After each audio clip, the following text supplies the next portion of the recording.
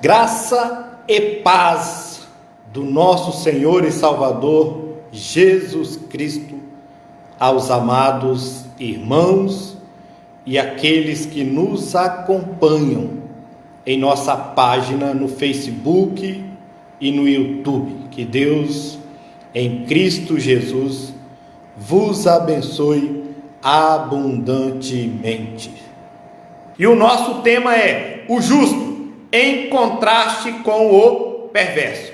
O justo em contraste com o perverso. Vamos orar mais uma vez. Deus eterno, queremos aqui expressar a gratidão juntamente com a Débora pela vida do Washington. Deus que saiu da UTI, já está em casa, louvado seja o Senhor.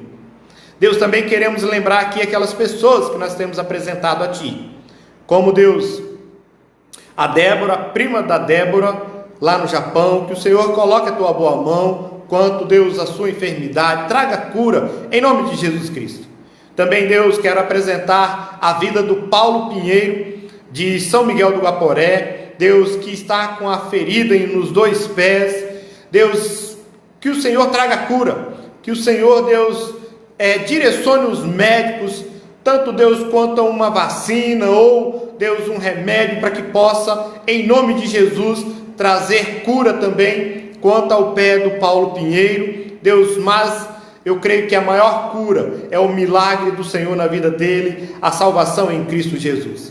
Deus, seja com a família do Valdir Pasquato, Deus, a sua esposa Joici, os seus filhos, seus netos, em nome de Jesus Cristo, seja com o Jonathan, com a Ana Paula, Deus, seja também com a irmã Lúcia, com a sua saúde, Deus, com o irmão Albertino Grangeiro, Dona Maria Grangeiro, seja, Deus, com a irmã Judite, na sua recuperação quanto à cirurgia, seja com o irmão Mário, seja com o seu Domar, Dornel, Deus, a Dona Marilza, a Claudiomira, mãe da Dona Marilza, em nome de Jesus.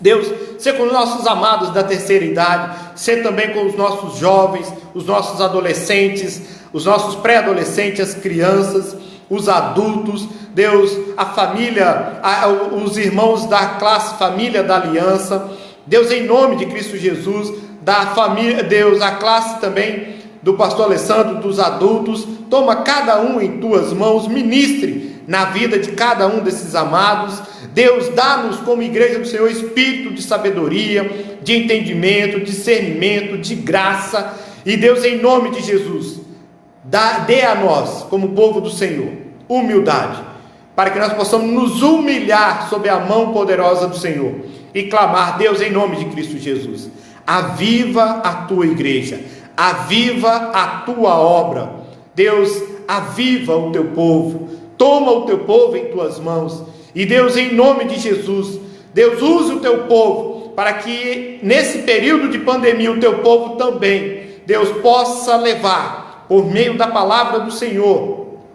por meio da oração, Deus, a mensagem do Senhor, àqueles, Deus, que nos ouvem. Deus, em nome de Jesus, muito obrigado, louvado seja o Senhor. Deus, fale conosco nesse momento em que iremos meditar na tua palavra. Deus, toma-nos em tuas mãos, nos dê graça, Deus, nos ajude.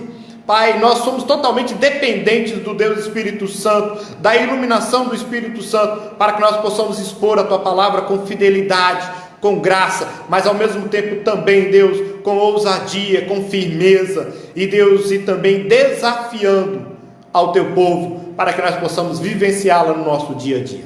Em nome de Jesus é que oramos e louvamos ao Senhor. Amém. Amados, abra então a sua Bíblia aí, no livro de Provérbios, capítulo 10, versículos de 1 a 3. Provérbios 10, versículos de 1 a 3. O texto diz assim: Provérbios de Salomão. O filho sábio alegra seu pai, mas o filho insensato é a tristeza de sua mãe. Os tesouros da impiedade de nada aproveitam, mas a justiça livra da morte. O Senhor não deixa ter fome o justo, mas rechaça. Essa palavra não é muito comum, ela significa desbarata, mas Deus desbarata a avidez, a ambição ou a cobiça dos perversos. Amados, o que nós podemos aprender com o texto que nós acabamos de ler? Os provérbios citados aqui nesse capítulo 10 são uma coleção de vários deles, sem uma temática definida certa, mas diversos deles sempre mostrando ou procurando demonstrar o contraste entre o sábio e o insensato, entre a impiedade e a justiça, entre o justo e o perverso, entre o displicente e o diligente, entre o que anda em sinceridade e o que anda pervertendo, entre o ódio e o amor, entre o rico e o pobre, entre a esperança dos justos e a expectação dos perversos.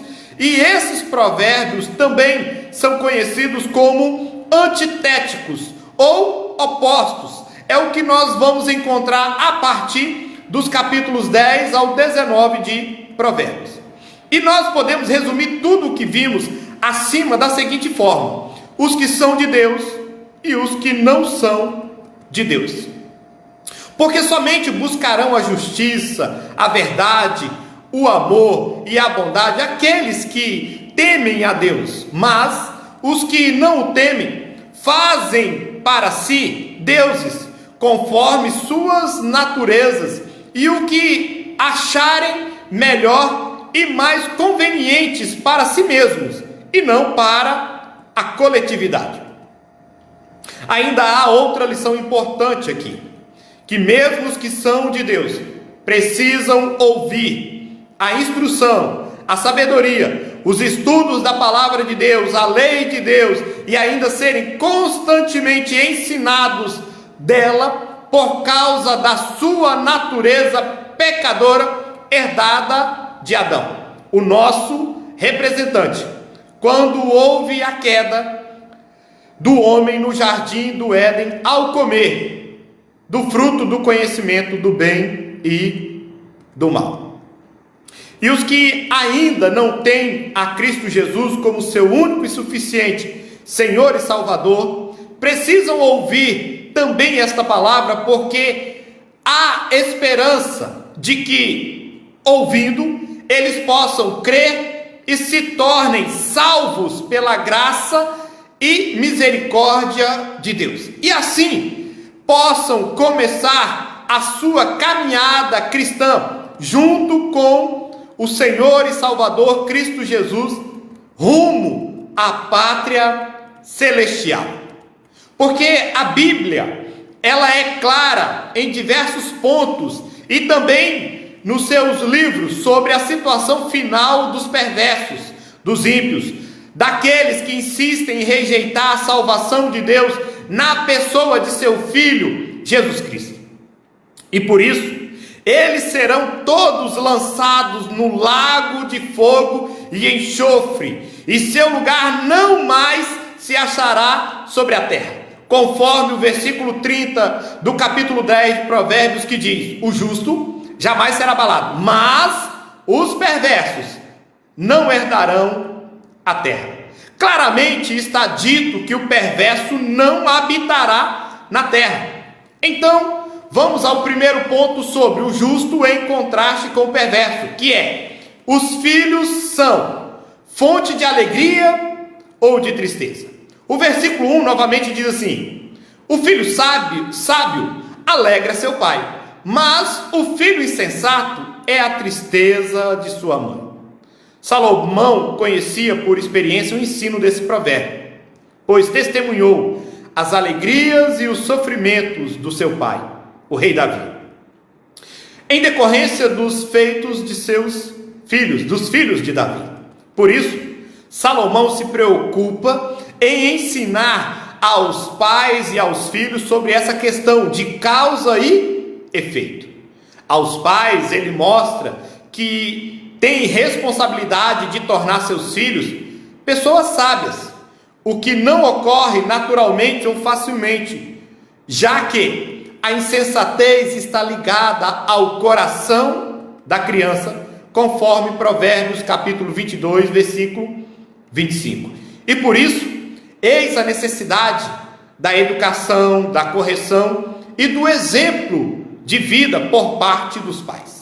Porque a tolice se desenvolve quando os pais são relapsos, e isso acaba tendo consequências sérias sobre os filhos e sobre também os seus progenitores. Por outro lado, amados, os filhos que frequentemente clamam por liberdade dizem: ninguém tem nada a ver com a minha vida. Você já ouviu isso? Devem saber que outras pessoas têm sim, e muito a ver com o que fazem e com o modo como vivem. Enquanto lutam por um modelo corrompido de liberdade, os seus pais são escravos das consequências das ações e das atitudes dos filhos, o que deve fazer com que todos reflitam sobre sua responsabilidade dentro do relacionamento familiar. Claro que aqui está se tratando dos filhos quando eles são menores nesse sentido, e é por isso que os pais são responsáveis. É certo que os provérbios não funcionam como as profecias, as quais se cumprem, mas os provérbios, por serem observações sábias segundo os critérios de Deus, geralmente se cumprem, e isso não os torna menos úteis por causa dessa verdade. Na verdade, as exceções a essas regras fazem com que seus conselhos sejam, amados, ainda mais importantes e visíveis na vida das pessoas, onde a grande vantagem é que, além de sabedoria, eles podem tornar seus ouvintes e seguidores pessoas felizes e transformadas, e nesse caso em particular, amados, fazer com que pais e filhos se relacionem tão bem que acabem excluindo as consequências amargas da tolice, fazendo-os viver ótimos momentos em família. Veja o que diz Provérbios no capítulo 23, versículo 25. Bom será que se alegrem seu pai e sua mãe, e que exulte a mulher que o deu à luz. Ora, nós entendemos pela palavra de Deus que os filhos são um manancial de alegria, mas os filhos também podem ser uma fonte de tristeza para os seus pais. Eles trazem grandes alegrias ou eles trazem profundo sofrimento, porque há filhos sábios que obedecem e honram aos pais, e esses se tornam bem-aventurados na vida e dilatam seus dias sobre a terra. Porém, há filhos insensatos que escarnecem muitas vezes da educação recebida pelos pais e jogam fora todos os princípios aprendidos no lar cristão. E esses filhos, por isso, acabam entrando pelos atalhos e descaminhos da vida, e ainda se ajuntam a más companhias e mergulham nos labirintos escuros dos vícios e entregam-se a toda sorte de devassidão. Nessa jornada em glória, colhem os frutos malditos de sua semeadura insensata, transtornam a própria vida, envergonham a família e provocam sofrimentos indescritíveis à sua volta, especialmente aos seus pais. Benditos são os filhos que se regem pela sabedoria e não pela insensatez. Benditos são os filhos que andam pela estrada da santidade, em vez de naufragarem nos pântanos da impureza. Benditos são os filhos que ouvem e honram os pais e são motivo de alegria para eles. Benditos são os filhos que entendem que obedecer aos pais é também um caminho para se obedecer ao próprio Deus, porque os pais, eles são, nesse sentido, representantes.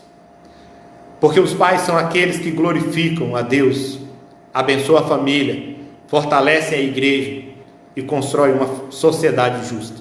São aqueles que experimentam a bênção de uma vida superlativa aqui e por meio de Cristo. E por esta causa, eles desfrutarão da bem-aventurança eterna.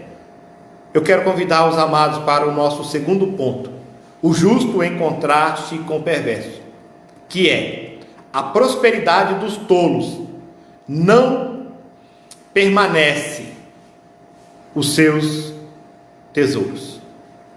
Amados, a prosperidade dos tolos não permanece. E olha o que diz o versículo 2: os tesouros da impiedade de nada aproveitam, mas a justiça livra da morte. Realmente os perversos e injustos também prosperam. Porém, visto que o início de suas riquezas é por meio escuso e errôneo, o fracasso é certo e se confirma no tempo. Assim, é afirmado que o pagamento da injustiça não pode ser subornado, como nós, amados, vamos acabar de ler. Os tesouros da impiedade de nada aproveitam, mas a justiça livra da morte. Porque o preço da impiedade dura muito pouco, conforme Provérbio 11:18, que diz: se atente, o perverso recebe um salário ilusório, mas o que semeia justiça terá recompensa verdadeira. Vida impiedosa, aprendam isso, amados, não traz bens duradouros. O capítulo 13 de Provérbios, versículo 23, diz assim: a terra virgem dos pobres dá mantimento em abundância, mas a falta da justiça o dissipa. Já no capítulo 21, versículo 6 de Provérbios, lê-se: trabalhar por adquirir tesouro com língua falsa é vaidade e laço mortal. Ou seja, o dinheiro recebido de forma ilícita é passageiro. E aqui se vê o engano daqueles que imaginam que podem fazer conquistas mentindo e trapaceando. Infelizmente faz parte do nosso dia a dia ouvir falar em roubos, fraudes e corrupção. E uma das razões para isso, amados, é a própria maldade que vem de dentro do coração do homem, nas suas piores formas, como cobiça, egoísmo, mentira, violência e assim como tantas outras coisas.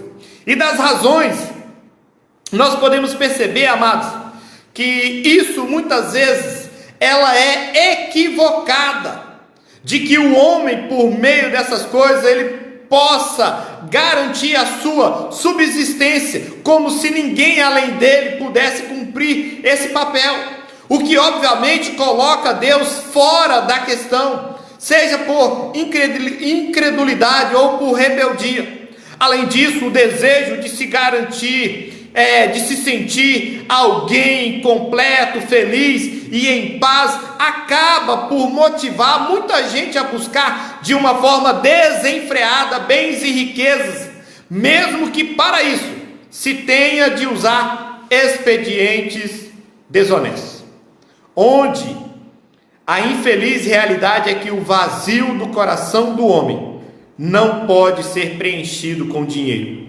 principalmente de origem ilícita, fruto da rebeldia contra Deus.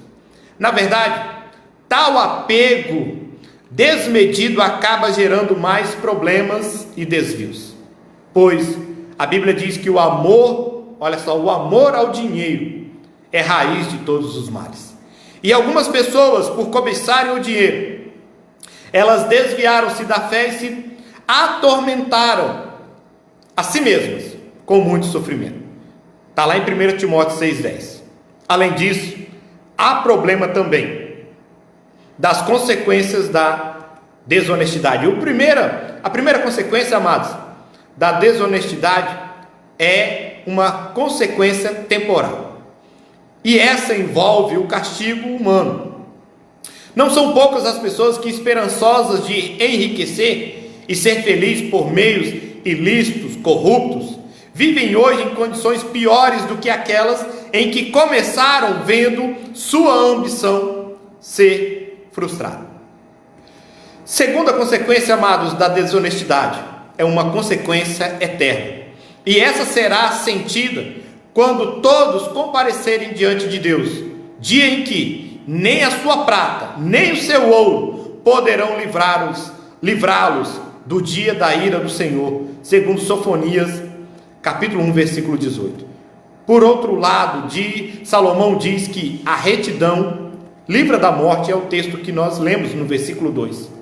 É provável que Salomão estivesse pensando sobre nos problemas que seriam enfrentados com a justiça por causa de cometer crimes, muitos dos quais eram punidos com a pena capital, até mesmo com a morte.